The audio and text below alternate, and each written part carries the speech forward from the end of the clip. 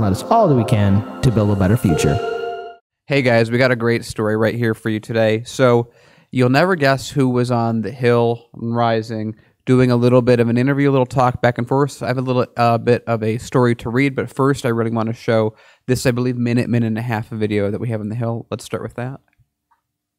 Your immediate reaction to kind of the people that Biden has selected in his campaign so far? I mean, I think it's largely expected on everybody here's account. What are some of the lessons that we can take away from these personnel decisions?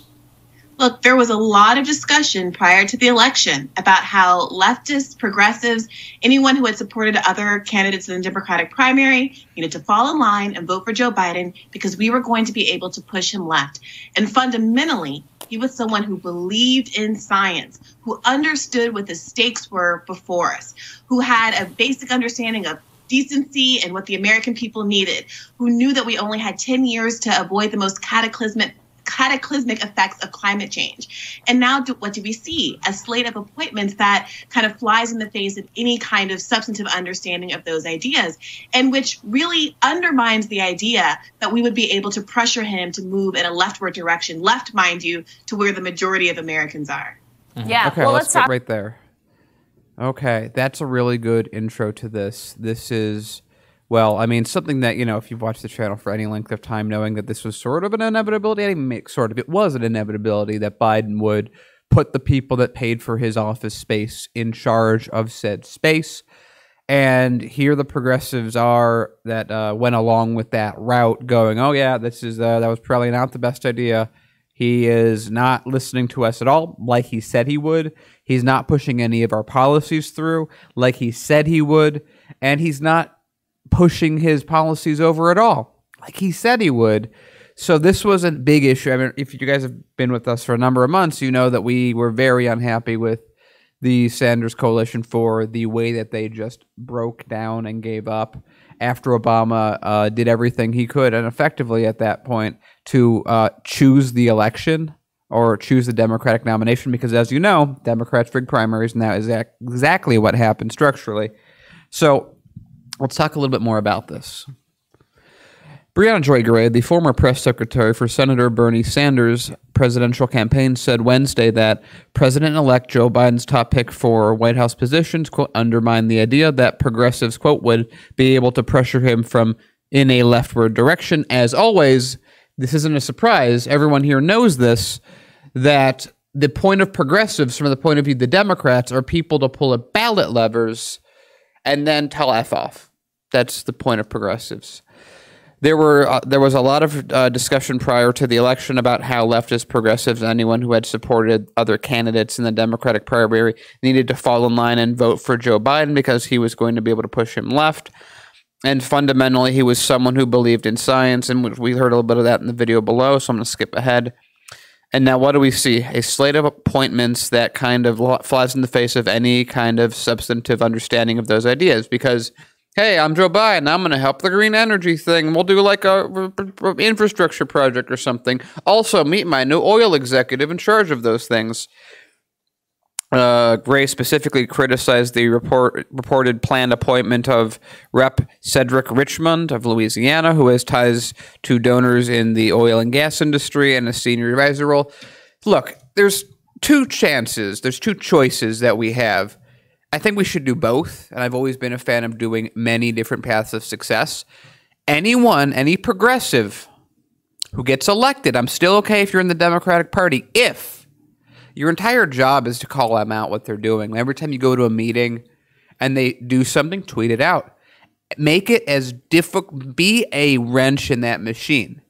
We've established at this point, if you don't do that and you try and kind of figure out a way to shift, you represent 1% of the party, and just not the same 1% we're used to.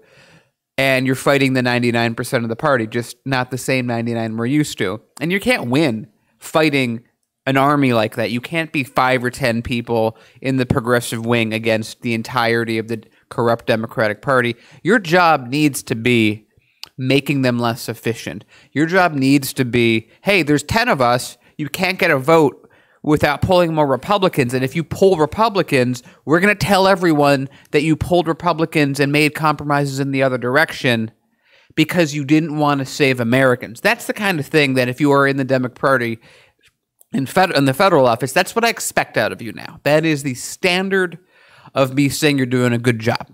Because if you just try and rebrand them, or what AOC is doing, what Bernie Sanders is doing, that's not enough anymore. It's not enough. Yeah. It's not enough. And on the other side, if you're running outside the party, I kind of like the idea of people running in the Democratic Party, especially in blue states that have only a Democratic incumbent, wipe out their incumbency, win, and then just change to be independent, change to be progressive, be another party that you can. But we need to fight back. And we've been doing okay in historical context of getting people in, but okay is not enough. Okay has never been enough. We need people like Briahna Joy Gray to speak a little more forcefully on these type of subjects. Mm-hmm. She's making points, and right now I'm trying to figure out where the standard is across the board, and she's doing more than most. She's doing about as much, or Nina, Tulsi, they're all doing amounts of work that are reasonable considering this rat, but we need you guys to make sure that they're supported and that we have new people coming in, because we can't rely on 3 people to win anything. And as always, we can't hero worship anyone. We can't hope in politicians. That's a useless and backwards way of looking at things. We need to demand that they do what we want. And further, going forward, since we are now learning the same lesson we've learned before, that we learned in Hillary and we learned all the way back, progressives are not to be taken advantage of. We are now the largest bloc. We're still a minority. It's like 30%. We are still the largest bloc, and we will never allow ourselves to be forced to vote for someone that's in a smaller minority ever again. All right.